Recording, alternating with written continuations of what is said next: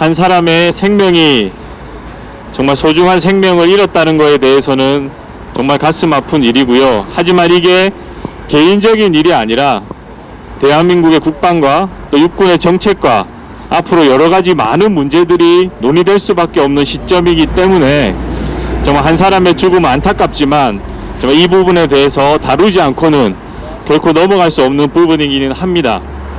몇 가지만 좀 짚고 넘어가겠습니다. 지금 이번에 대전지방법원 판결에 대해서 많은 분들이 오해하시는 게 이 판결이 마치 성전환자가 군 복무가 가능하도록 하는 판결이다 라고 말하면서 인권단체들이 이제 앞으로는 성전환자가 군 복무 가능하는 쪽으로 정책을 바꿔야 된다, 또 그렇게 논의를 해야 된다라고 정말 언론을 호도하고 있고 여론을 호도하고 있습니다. 하지만 판결문을 계속 볼 때마다 이 판결문에는 그러한 내용들이 전혀 들어가 있지 않습니다. 오히려 이 판결문 상으로는 정말 성전환자가 군 복무가 가능한지에 대해서는 별도로 판단을 해야 된다라고 분명히 적시를 하고 있고요. 그렇기 때문에 이 판결 자체만으로는 아무것도 정말 유효하지가 않습니다. 그러나 이 판결이 문제가 또 되는 이유가 이제 이 판결을 근거로 많은 것들이 정해질 것이고 또 정책적으로 판단이 이 판결에 기해서 나가기 때문에 이 판결이 중요하지 않다라고 볼 수는 없습니다. 제가 이 판결문을 분석하면서 여러 가지 문제점을 보았지만 가장 큰 문제점은 바로 이것입니다. 사실은 이 판결에서 판단한 것은 정말 남성의 성기를 떼어내고 고환을 떼어낸 것이 남성으로서의 심신장애냐 아니면 여성으로서의 심신장애냐 그것만을 판단을 했습니다.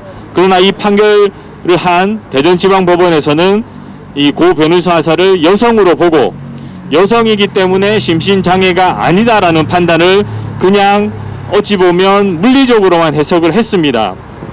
하지만 우리가 일반적으로 사람의 심신장애를 판단할 때 가장 중요한 것이 무엇이겠습니까?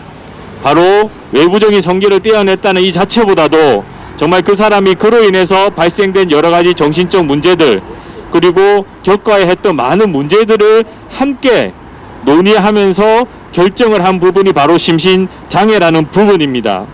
단순히 물리적으로 수술을 했냐 안 했냐 이게 중요한 것보다도 그 사람의 정말 어찌 보면 정신적인 문제 또 여러 가지 입을 수 있는 피해들 이런 것들을 다 고려해서 소위 말한 이 전역심사위원회에서는 이분이 공동체로서 활동하기가 힘들겠다 그리고 정상적인 군 복무가 힘들겠다라는 판단 하에 전역 조치를 한 것입니다.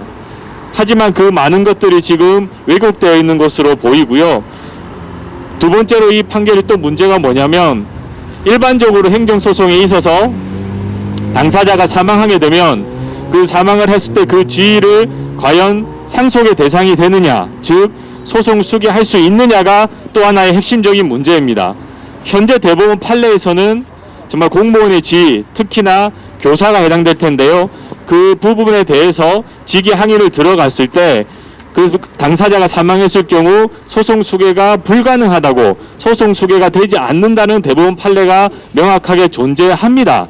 하지만 이 지방법원 판결에서는 그러한 대법원 판례를 무시하고 그냥 이게 무효 확인 소송이 아닌 취소 소송이기 때문에 정말 별도로 예외적으로 소외이익이 있다라고 판단을 했습니다. 사실 이 법리적인 부분에 문제가 많기 때문에 이 부분은 대법원까지 가서 정말 대법원의 판단과 동일하게 일치하느냐 아니면 정말 새로운 판례를 만들어내느냐 하는 중차대한 문제입니다. 행정법적으로도 굉장히 의미가 있는 판례인데 지금 이 판결에 대해서 대법원까지 가지도 못하고 항소조차도 하지 못하고 지금 1심에서 끝내야 되는 그런 상황입니다. 이제 그런 부분들도 굉장히 저희가 봤을 땐 불합리한 부분으로 보여지고요.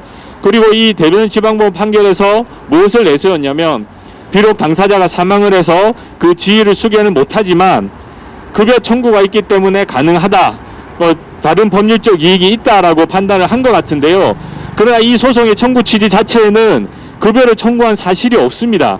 즉 소송물의 대상은 단순히 전역 처분에 대해서 취소만 구했을 뿐이지 급여를 청구했다든지 그런 부분들이 전혀 나와 있지 않습니다.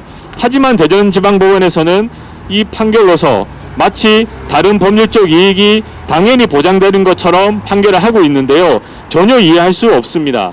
최근에 제가 소송을 해보면 감염법 예방법에 따라서 많은 분들이 고발이 되시는데요. 그게 대부분 지방자치단체의 처분에 따른 것입니다. 하지만 다 아시다시피 짧으면 2주, 길면 3주, 더 길어봐야 4주 정도의 처분 기간입니다. 그래서 그 처분 기간이 돌아가게 되면 그 처분을 다툴 실익이 없다고 해서 대부분 다 각하시켜 버렸습니다. 그리고 그 처분에 따라서 형사 고발까지 당해서 벌금까지 물게 된 많은 분들이 계신데, 그 부분에 대해서도 행정법원에서는 자기들이 판단 못한다. 그럼 어디 가서 해야 되냐? 형사법원 가서 판단을 받아라 하면서 저희가 제기했던 많은 행정소송을 각하시켰습니다. 그러한 행정법원에서 유독 이 사건에서만큼은 자기들이 판단을 해야 되겠다. 그리고 급여 청구를 하지도 않았는데 급여 청구권이 발생했으니 이거에 대해서 반드시 판단해 줘야 되겠다라는 그러한 법리를 내세웠는데요. 정말 이거는 어처구니 없는 판결이라고 보여지고 반드시 항소가 되고 또 대법원까지 가서 정말 대한민국 법리적으로 새롭게 또 새로운 판례가 나올지 아니면 잘못됐다는 판단이 나올지를 받아봐야 되는데 1심에서 그냥 여기서 종결시킨다는 자체가 도저히 이해되지 않는 부분입니다. 그리고 또 하나의 문제는 뭐냐, 이 판례에서는 생물학적인 성을 가지고 남녀를 구분할 수 없고 마치 정신적, 사회적 성별에 따라서 자기가 판단하는 대로 성인지에 따라서 성이 정해지는 것처럼 이 판결문에 적어놨습니다. 여러분, 남녀는 이미 유전자에서 다 염색체로서 구분이 끝났습니다. 부여 외형적으로는 조금 차이가 있을지 모르겠지만 유전자를 검색해 보면 정말 그 사람이 남자인지 여자인지는 이미 판결이 나 있습니다. 그러나 이 판결에서는 위험하게도 정신적, 사회적인 성을 마치 인정하는 것처럼, 그래서 제3의 성을 인정할 수도 있는 것처럼 판결을 해놨는데요. 굉장히 위험한 판결이라고 보여집니다. 그리고 원고들이 주장을 하면서 이렇게 성 정체성을 이유로 차별을 하지 말고 그 차별의 근거를 국가인권위원회법, 국제법들 이런 거를 적어놨습니다. 여러분, 대한민국 국가인권위원회법에 성별 정체성이라는 말이 나옵니까? 나오지 않습니다. 대한민국 어느 법에 성 정체성에 따른 차별을 금지하지 말라는 것이 있습니까? 하지만 이 판결문에는 그러한 내용까지 마치 적시를 해서 대한민국 법에 이러한 성별 정체성, 이런 성전환증을 가진 사람들에 대해서도 마치 차별을 하면 안 되는 것처럼, 그리고 인간으로서 차별은 안 되겠지만 정말 이러한 원인에 따른 차별을 하면 안 되는 것처럼 적시를 해놨는데요. 대한민국에는 그러한 법이 없습니다. 그리고 저는 이 법을 보면서, 이 판결을 보면서 정말 이해 안 됐던 점이 있습니다. 정말 변희수 와서 너무 안타까운 일이긴 하지만 이분이 2017년 3월 1일 날 인간을 하셨고요. 그러나 이분이 언제부터 여성 호르몬 치료를 받느냐? 인간한 지 한 달도 되지 않은 2017년 4월부터 여성 호르몬 치료를 받기 시작하고요. 5월이 되면 성정체성 장애라는 진단을 받게 됩니다. 여러분 다 아시다시피 이런 성정체성 장애를 가진 분은 하루아침에 만들어지는 게 아니라 본인이 어렸을 때부터 또 청소년기부터 이러한 성정체성 장애를 안고 살아가는데요. 그렇다면 우리 변희수 하사 같은 경우에도 분명히 군에 들어오기 전부터 이러한 문제점들을 본인이 인식하고 있었을 겁니다.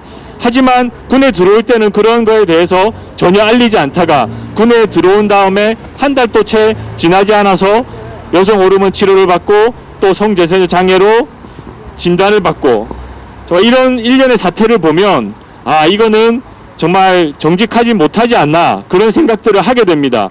처음부터 본인이 여성이라고 판단이 되었으면 군에 들어올 때 여군의 지원을 해야 되지 않겠습니까? 하지만 들어온 이후에 바꾸겠다, 이런 것들은 굉장히 정직하지 않다라고 판단이 되어집니다. 이 판결에 대해서 정말 법무부에서는 소송 지휘가 내려져서 항소를 하지 말라라고 했다고 합니다. 정말 대한민국 법원 어떻게 될지 알 수 없지만은 그래도 항소심에 가서 한 번 더 이 판단이 맞았는지 다퉈볼 여지가 대한민국 3심제를 유지하고 있고 그것에 대해서 판단을 할 수 있는데, 단지 정말 법무부에서 그러한 소송 지휘를 통해서 정말 육군본부 그리고 국군의 이러한 여러 가지 문제점들에 대해서 문제 제기한 것들에 대해 수용하지 못한 점에 대해서는 굉장히 유감이라고 생각을 합니다. 더욱더 더 나아가서는 이러한 지시가 단지 법무부 장관의 의중이 아니라 그 위에 있는 다른 청와대에 계신 분이 이러한 의중을 드러냈다는 것 자체가 굉장히 저는 위험스럽다고 생각되고요. 어찌 보면 이런 것들은 사법에 개입하려는 아주 불순한 의도라고 판단되어집니다. 정말 끝으로 말씀드리고 싶습니다. 정말 대한민국에서 이러한 여러 가지 성정치, 성혁명을 일으키려고 하는 세력들이 분명히 현재도 존재하고 있습니다. 문화막시즘이라는 이름으로 대한민국을 혼돈스럽게 만들고 혼란스럽게 만드는 것들이 이제는 정말 사법부까지 들어와서 이러한 여러 가지 일들이 발생하고 있는데요. 굉장히 우려스럽습니다. 정말 이러한 부분들에 대해서는 많은 국민들이 아셔야 되고, 특별히 이것에 대해서 관심이 있는 분들은 반대의 목소리를 함께 내주시기를 부탁드리겠습니다. 감사드립니다.